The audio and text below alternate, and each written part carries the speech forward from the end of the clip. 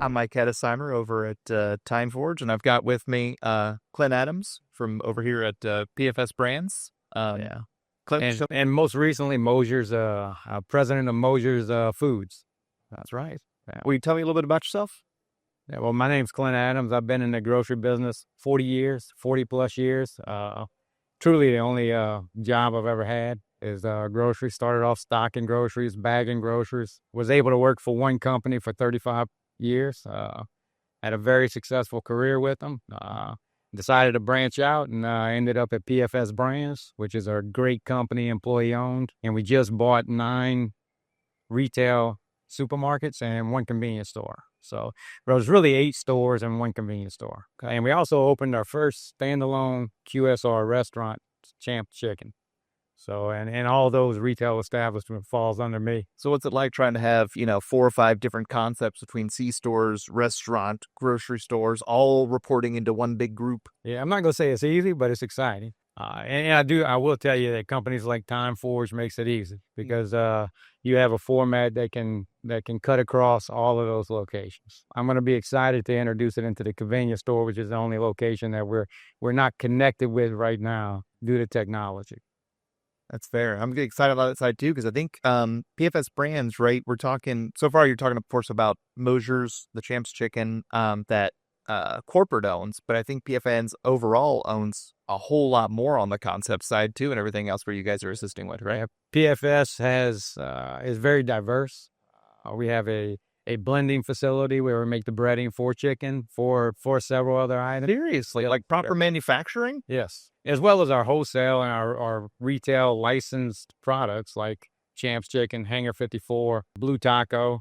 We also have other brands that go along with that. Yeah, as well as we sell private label product across the country. So, oh my gosh, yeah, you guys are doing a heck of a lot then. Yeah, I think we're 2,200 all over the country, 2,200 different locations using or buying our products. So not only is it general retail, right, and in like the grocery space, in the restaurant space, but it's also, like you say, it's proper manufacturing and everything. I mean, you guys are kind of across the spectrum. You're making it, delivering it, and selling it all at the same time.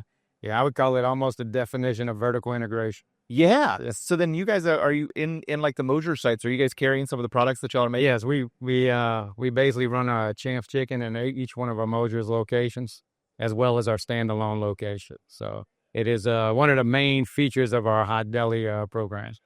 That's cool. Yes, fantastic product. And we bring it in, we distribute it to a lot of different wholesalers throughout the country, which gets it to our customers and our retailers. Yeah.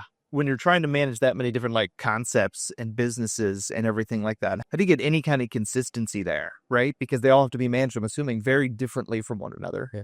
Well, we have a really great team. I mean, everybody knows what their job is. They do their job. They know where their focus is, and we all work together. Basically, because we're employee owners, we break it down to everybody. Everybody has a stake in the company. Everybody's rowing in the same direction. PFS has been a great place to work, and I'm excited. I'm excited about the future. I got you. With it being employee owned, I guess that helps empower the staff and every level of a company, because they got much more of a stake in the game versus just, well, it's just PFS. I just collect a paycheck every week. Yes, and it's a 100% employee owned company. So it's an ESOP, and it's a relatively young ESOP. But Sean Birchman, who founded the company, he basically he built this from a garage business all the way to where we are today. And he basically made a decision 6-7 years ago to sell the company to the employees. Wow. And he's our CEO today, our president of the board. So really great concept. It takes on many different challenges. Definitely the definition of an entrepreneur. Okay. Well, yeah, especially considering how wide of a breadth of the company he's created takes on, He's not just running a franchise. He's not just running this or this. He's like, hey, let's do this now. We'll do this. We'll do this. Yeah, and we also have a coaching company, Grit Business Coaching, which is why we're here today at the Grit Summit. And it has been a fantastic experience for me, for my team. My team's really fired up. Can't wait to get back to the stores and share it with their teams. And I think in some of the different classes and stuff I've been going through, one of the things they talk about is a lot of the different activities that they're showing off at the summit are things that if you're a new hire at PFS, or maybe it's just BFS management, right? They actually go through this as part of you guys' onboarding and training. Is that right? Yeah, a lot of what we do, we teach. We're an open book company. We share numbers, so we share labor percents. We share total volume sales. We share profit. We all have the ability to share in that profit at the end of the year. Every single employee. We teach open book and we teach financial literacy to everybody. And do you guys see then that, especially with you having worked, in other places and come up through from the bottom level of grocery all the way up, do you guys see that doing that kind of open book accounting and exposing that data to every layer of the company, has that been a big impact to why you guys think the brands are successful? It's definitely been a big impact to PFSbrands. Now, the impact of Moser's, remember, we just acquired these supermarkets about 1 quarter ago. We were basically finishing our first quarter. We had a kickoff session with my group at this summit, and we talked about where we were financially and where we need to go. We're in that process of educating. I can tell you that most companies do not share these type of financial numbers across the board. Yeah. But what I will tell you is it's going to be very powerful in the grocery business. I truly believe it. I've believed it my whole career. I've shared numbers with all my department heads. I've always tried to teach people, why we do what we do. But I also try to teach them we're a business. You mean you're all working for a charity, right? Yeah, no, we got to make money at the end of the day. We got to make money. If we want to continue this thing and we want to build this career, we got to make money. Most people don't start their career off in the grocery business thinking they're going to stay in the grocery business. Take we just heard from David Holloway about Kurt Warner. Mm-hmm. Not that I took offense that he was in a miserable place when he was stocking groceries overnight, but it's basically I was there with him. And, did I think I was going to have a 35-year, 40-year, 50-year career in the grocery business? Probably not the day I was there, but I had the same mindset. Do the best you can do every day, and then where will it take you? And I really, if I can impact others like that throughout my entire career, which I felt I have, and I want to continue to do, it makes a difference. And our core purpose at PFS, and this is what drew me to PFS, is helping others become more successful in work and in life. So that's our core purpose as a company. And my values and PFS's values really, really align. So when you talk about vision, that's where I wanted to work for a company that had that type of core purpose and vision to help others. I got you. A vision of greatness, right? It was topical from the last conversation. Yes.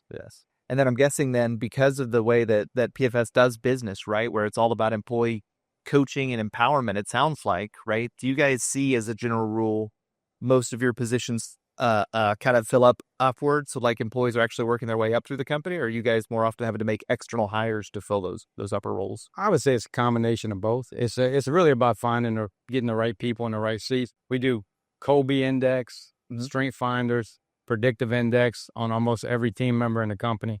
Definitely on the PFS side, we're bringing that into the Moser's environment as well. And basically it just do you naturally fit in what we're asking you to do? That's fair. So it really predicts how you're going to react so we can make sure that we put you in the right position to be successful and not put you in an uncomfortable situation every single day of work. 100%.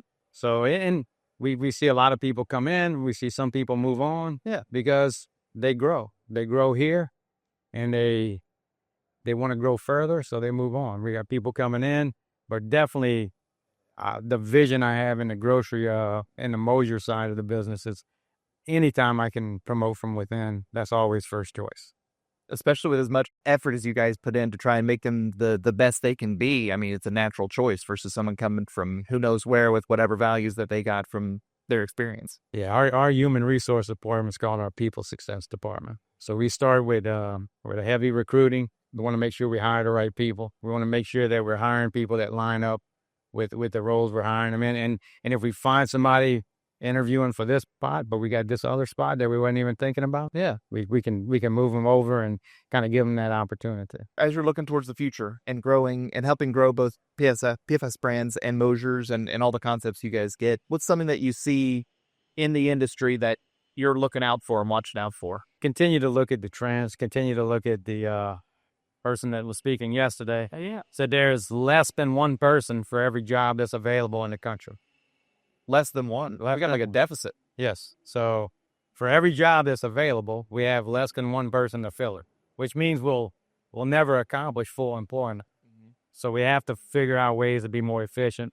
We have to figure out ways to put the people in the right spot at the right time to make the impact with the customers we want to do. And I know it wasn't all about TimeForge, but it is a great platform to get my teams really focused. And that's what really opened their eyes to a lot of my managers so far. Because we were making schedules on pad and pen, pen and paper as well. Basically as old school as you get. And doing a really good job, running really efficient numbers. Yeah. But we weren't always putting people in the right spot. So I've seen us be able to maintain the labor levels we were at, but the conditions are getting better without everybody feeling they're short-handed. Because we're more productive, we got people at the right time of day, and I do see that only getting better because we're very early in this journey, very early. That's fair. Yeah, you and I got a lot of homework yet still, stuff like SPLH grids and everything else. Most definitely. Goodness. So with the shortage that you were talking about in the industry, right? Where like there's not going to be enough bodies to cover all the stuff we need, on top of finding the most impactful way to make our labor work in the most efficient way and what have you. Do you think competitiveness is going to play a big key in it too, to make sure that you've got the best people would want to come work for you guys versus someone else? Yeah, and I do think the employee ownership is a big thing. I think the employees they're your best recruiters. It's fair. If they're not telling their friends, if they're going home to dinner and they're talking about a terrible experience, I don't know what company you are. Nobody's gonna want to work there. But if you got your team talking about you in a positive way, it's a great place to work. I'm having fun. And a lot of our core values and, we got a happiness rule. It's hard to get it in place when you're building a culture, but we're building that culture today. So then the intent is you make sure you're taking care of the employees, and then from there, the employees are going to take care of everything else. They're going to make sure that you're being more efficient and better with labor, because they're going to be the ones watching out to help stuff grow because they've got a stake in it. They're going to be happy about the company. They're going to go around telling people about it, which is going to build kind of an idea of PFSbrands proper in the industry that, hey, this is a great place to work. I want to go work there. Right. Most definitely. PFSbrands, now we have, I believe, I don't know what the exact numbers are, but we hire less than, I believe, 10 to 20% of the people that apply for us. So we don't have a shortage at PFS. Oh, wow. Okay, so what I'll tell you is, even though nationwide there's less than one person for every job, yeah, we have more than one person. We have people that want to work for PFS. Nice. Our employees go out, they recruit we we're very active on LinkedIn. Look us up if you're looking for a career and you're looking for a great place to work. But we have a lot of opportunity, and it lets us be selective to make sure we get the right people to do the right job, great teammates. And again, if we get somebody in the wrong spot, we're going to find a right spot for them. That makes a lot of sense. That puts you guys in a great spot, because then you're getting the best people that are the best fit across the board. It's the goal. Yes, and again, we go back to that core purpose of helping others become more successful in work and life. We'll give you the training. You don't need to know everything. Come in, get an opportunity, change careers, whatever you want to do. I'm not saying that we're going to go from grocery stocking to Hall of Fame football quarterback like Kurt Warner did, but you can really, when you think about life's journey and where you're at today, where you want to be, you just need an opportunity. Do your best every day. And if you get an opportunity and you want an opportunity, come look us up. Fair enough. Thank you. That was a really good time. Thank you, man.